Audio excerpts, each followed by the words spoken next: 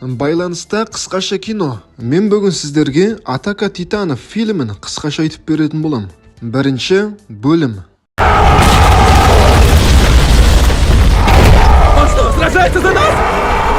Титандар. Бұл өте алып, өлмейтін тіршілік иесі. Олардың қайдан пайда болғаны белгісіз, бірақ солардың кесірінен адамзат жойылудың дәл алдында. Адамдар өздерін қорғау үшін тұрғылықты жерлерін өте үлкен қабырғаларымен қоршап тастаған. Бұл қабырғаның ішінде де тағы бір қабырға тұрғызылған, ал оның ішінде жағдайы бар бай адамдар өмір сүреді. Осылайша араға жүздеген жыл салып, титандар туралы ешкім ештеңе естімеген. Олар құдды жоқ болып кеткен секілді. Соның арқасында қабырғаның артындағы өмір өте тыныш әрі қауіпсіз болды. Армин, Микассо және Эрон шаруашылық аумағында өмір сүреді. Олар бала кезден дос. Армин ата-анасымен тұрады және неше түрлі механизмді ойлап тапқанды жақсы көреді. Ал Микассо мен Эрон бір-бірін жақсы көреді. Соңғы уақытта Эронның тек қана бір мақсаты бар: қабырғаның сыртына шығып, өзінің тайпаластарын бостандыққа шығару. Ал Микассо өмірінде мұхитты көрсем деп армандайды. Үшеуі қабырғаға жақындайды. Ал бұл қабырғаны Саода деген ересек кісі өзінің әскерімен қорғап тұр. Эрон достарын блокпосттан өткізіп, қабырғаның дәл алдына келді. Ол бұл қабырғаның артында ешқандай да алыптар жоқ деп сенеді, және адамдар бекерге қорқып жүр деп ойлайды. Эрон қабырғаның сыртына шығатын ең алғашқы адам болып, қабырғаның сыртындағы әлемнің қауіпсіз екенін дәлелдегісі келеді. Достарды әскери адамдар ұстап алады. Олардың ережені бұзған үшін жаза ретінде сол жерде өлтіріп тастағысы келді. Бақытына орай балаларға Саода араша болады. Ол балаларды кішкентайынан танитынын айтады. Сол үшін де жазаламаймыз деп шешті. Есесіне ол Эронды қабырғаның сыртын барлап қайтатын еріктілер тобына шақырады. Эрон келісуге дайын, бірақ дәл осы кезде жер қозғалып, қабырғаның тастары төмен түсе бастады. Ал қабырғаның сыртынан өте қорқынышты дауыстар шығуда. Басы көрініп тұрған алып титан қабырғаны қиратамын дегенше тоқтамастан тебе берді. Осы қираған жерден 10 шақты алыптар келді. Олар адамдарды тірілей жеуде. Қандай мықты қарумен атса да, титандарға мүлдем әсер етпеді. Армин, Микассо және Эрон қалаға қарай жүгіріп келе жатыр. Адамдар қатты қорыққаннан көшеде босып жүр. Адамдар өте көп болғандықтан Эрон мен Микассоны екіге бөліп тастады. Қыз сыртта қалып қойды, ал Эронды адамдар күштеп ішке кіргізді. Жігіт Микассоны өліп кетті деп ойлады. Сөйтіп жігіт сыртқа ашуланып шығады, бірақ та қызға шабуыл жасаған титан бұл уақытта кетіп қалған екен. Осы кезде алып титандар бірінші қабырғаның ішінде жүрген адамның барлығын жеп қойған. Арада 2 жыл уақыт өтті. Армин мен Эрон басқа қашқындармен бірге ішкі қалаға кірді. Мұнда олар титандармен соғысатын әскерилердің қатарына қосылды. Оларды дайындайтын командир Ханжи. Бұл қыз титандарды қалай өлтіруге болатындығын және олардың ең әлсіз тұстарын зерттейді. Олар тіпті осы мақсатта адамды әуеге көтеретін құрылғы ойлап тапқан. Құрылғыны қысқаша УПМ деп атайды. Олар әуелі адамды қабырғаға, ал қабырғадан титанның желке тұсындағы етті үзіп өтетін болса, титанды өлтіруге болады.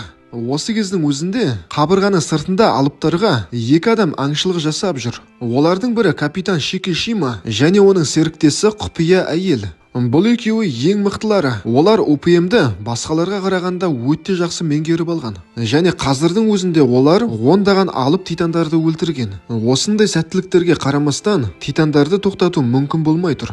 Генерал Кубал басқарған команда соғысты қалай аяқтаса болатыны туралы жоспар құрды. Ішкі қабырғаға жарылғыш заттарды қою керек. Қабырғаның жоғарғы жақтарын қиратып, сол қираған жер арқылы ішке кірген алыптардың барлығының көздерін құрту керек. Осылай жасап, ендігі келетін құбыжықтардан құтыламыз және өзіміздің егін алқабымызды қайтарамыз дейді. Егерде егін алқабы титандардың қол астында қалатын болса, адамдардың барлығы аштықтан қырылып қалады. Команда осыдан алдыңғы кездері де жарылғыш заттарды қабырғаға апармақшы болған. Алайда әрбір барған жаңа әскер алып титандардың қолынан қаза тапқан. Енді сарбаздар тек қана жаңадан келген жігіттерден құралған. Оның ішінде Армин мен Эрон да бар. Ең соңғы үміт осы сарбаздарда. Себебі осыдан кейін соғысқа жіберетін ешқандай да сарбаздар жоқ. Әскери лагерден достар Саоданы кезіктіреді. Ол құсадан ішімдікке салынып кеткен екен. Және осы жерден олар өздеріне жаңадан достар табады. Олардың бірі Саша деген қыз. Ол тойып тамақ жегенді жақсы көреді. Және аяқ қолы балғадай Усанаки. Сарбаздарды көлікке отырғызып, қабырғаға алып бара жатыр. Олар мұнда түсініксіз дауыстарды естіп тоқтайды. Титандар түнде ұйқыға кетеді. Олардың көздері қараңғыда онша көрмейді. Сол үшін де сарбаздар таң атқанша қайтып кетуі керек. Бірақ та Эрен жаңа танысымен бірге ғимараттың ішінен алып титандардың баласын көріп қалады. Баланың даусынан үлкендері де оянады, және олардың барлығы сарбаздарға шабуыл жасайды. Ғимараттың бірінде Шикишима өзінің серіктесімен бірге аңшылыққа шыққалы жатыр. Олар қаланың ішінде ұшып, алыптардың желкелерін үзіп біртіндеп құлатуда. Жерге құлап өлген титандар күл болып ұшып кетеді екен. Капитан Шикишиманың қасындағы құпия әйел Микасо екен. Эрен мен Армин екеуі көргенде қызды бірден таниды. Алайда Микасо достарын мүлдем танымайтындай кейіпте болды. Шикишима мен Микасоның арқасында әскерилер аман қалды. Шикишима жарылғыш заты бар бункерді қорғап жүрген болатын. Ал бұны біліп қойған генерал Кубал жарылғыш заттарды көлікке тие деп бұйырады. Бұл уақытта сарбаздар жараларын танып қайтыс болғандарын жерлеуде. Әскери лагердегі жағдай өте құбылмалы. Эрен осындағы бір сарбазбен ерегісіп қалады, және Эреннің жақсы төбелес өнерін Шикишима мен Микасо байқайды. Эренді титандармен шайқасуға алып шығуға болатындығын түсінген Шикишима жігіттің қасына жақындап, Микасоға ОПМ құрылғысын қалай қолдану керектігін үйреткенін айтады. Енді Эрен Микасоның Шикишимамен бірге екенін түсінеді. Капитан оны тауып алғанда өзінің білетін барлық өнерін қызға үйреткен. Осыдан 2 жыл бұрын Эрен мен Микасо қалаға қарай қашып келе жатқанда, Микасо кішкентай баланы құтқарамын деп сыртта қалып қойған. Сол кезде алып титан кішкентай баланы жеп қойған, ал Микасо одан қашып үлгерген. Осындай жағдайдан кейін Микасо енді бұрынғыдай бола алмайды. Эренға өзінің сүйіктісін басқамен көру өте ауыр тиеді. Жігіт қатты қиналғандықтан далаға шығып бар даусымен айқайлайды. Бірақ та дереу басқа бір сарбаз келіп оны тоқтатады. Әйтпесе оның даусын естіп, алып титан осында келуі мүмкін. Осыдан кейін жігіттер ерлі зайыптылардың бірге жатқанын көреді. Және дәл осы кезде әскери лагерге алып титандар шабуыл жасайды. Алып титан қыздарын дереу жеп қояды, ал кейін еркегін жейді. Тек қана әйелі жалғыз тірі қалады. Сарбаздар жарылғыш затты қабырғаға апару үшін асығып көлікке тиеуде. Ал Эрен мен басқа сарбаздар алыптардан құтылу үшін ОПМді пайдаланады. Микасо мен Шикишима қолдарынан келетін тірлікпен айналысуда, яғни алыптардың желкесін үзіп, бірінен соң бірін өлтіруде. Басқа сарбаздар да дәл солай жасағысы келеді. Бірақ та оларды ұшып бара жатқан жерінен ұстап, жеп қойып жатыр. Барлығы қапылып жатқанда, бетперде таққан адам жарылғыш заты бар көлікті айдап кетеді. Ал оның ізінен әлгі титанның қолынан күйеуі қаза тапқан әйел қуып жетеді. Әйел көлікті айдаған адамды құлатып, жарылғыш затты жағып, алып титандарға қарай бағыттайды. Әйелдің жоспарындағыдай көлік титанға соғып жарылады. Алып титан бөлшектерге бөлінеді. Есесіне өзі де қаза тапты. Эрен қарап тұрмай шайқасу керектігін түсінеді. Әйтпесе сарбаздардың барлығы қырылып қалуы мүмкін. Ол ОПМнің көмегімен көкке ұшады. Алдымен жарақаттап, кейін алыптың желкесіне қылышын тығып өлтіреді. Шикишима осы уақытта жігітті бақылап жүр. Және алыпты өлтіру үшін қалай қимылдау керектігін айтады. Ізінше Эрен екінші алыпқа шабуыл жасайды. Бірақ та титан оның аяғын тістеп алды. Осылайша Эрен ғимараттың шатырына құлайды және ауыр жарақаттанып қансырап жатыр.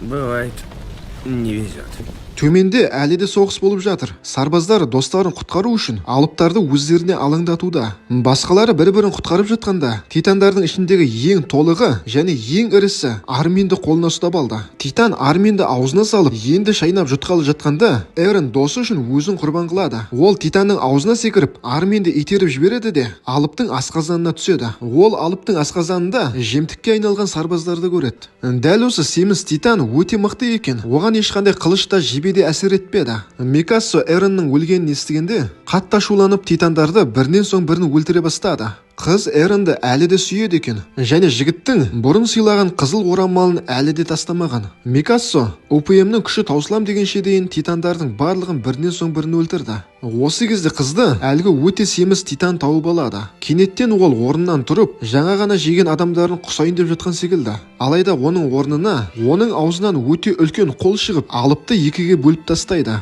Және оның ішінен басқа титандарға мүлдем ұқсамайтын, көзі қып-қызыл, үсті-басы көк түтін, өзгешелеу денелі титан шығады. Бұл алып өте ашулы түрмен басқа титандардың барлығына шабуыл жасап, бірінен соң бірін өлтіруде. Ал бұны көрген сарбаздар, бұл титан біздің жағымызда, енді барлығымыз құтқарылдық деп ойлайды. Басқа алып титандар босқа өліп кететінін түсінген соң кері шегінеді. Сонда бұл алып бет аузынан түтін шығып адамдарға шабуыл жасай бастады. Микассо бұл алыптың түріне қарап Эрнді көргендей болды, және ол титаннан мүлдем қорықпады. Титан қызды қолына ұстап тұрып өлтіріп тастаушы еді, бірақ та оның күш қайраты жоғалып, аман қалған сарбаздардың көз алдында жерге құлады. Командир Ханчи тірі титанды зерттеуді әрдайым армандайтын. Ол көк түтін болып жатқан алыпқа қарай жүгіреді. Шамасы ол тезірек қызып жатқан секілді. Осы жерге келген Сауда титанның мойнын жаймендеп үзіп тастаңдар дейді. Егер де титан мен ішіндегі адамның клеткасы алмасатын болса, онда ішіндегі адамнан мәңгіге айырылып қаламыз дейді. Іске Микассо кірісті. Ол керек жерінен қылышымен 2 рет дәл кеседі. Сонда алыптың мойнынан көрінетін қабықпен Эрн шықты. Ал титанның өзі жанып, денесінің барлығы күлге айналды. Осы оқиғаны алыстан шекешема бақылап тұр. Барлығы Эрнді өлді деп ойлайды. Алайда оның сыртындағы қабат өздігінен еріп, жігіт көзін ашады. Және оның көзі жаңа ғана өзі басқарған титанның көзі секілді қып-қызыл. Достар, бүгінге осы. Бейне ұнаған болса, арнаға тіркеліп лайк басып кетейік. Келесі бейнелерімді бірінші болып көру үшін қоңыраушаны да басып қойыңыз.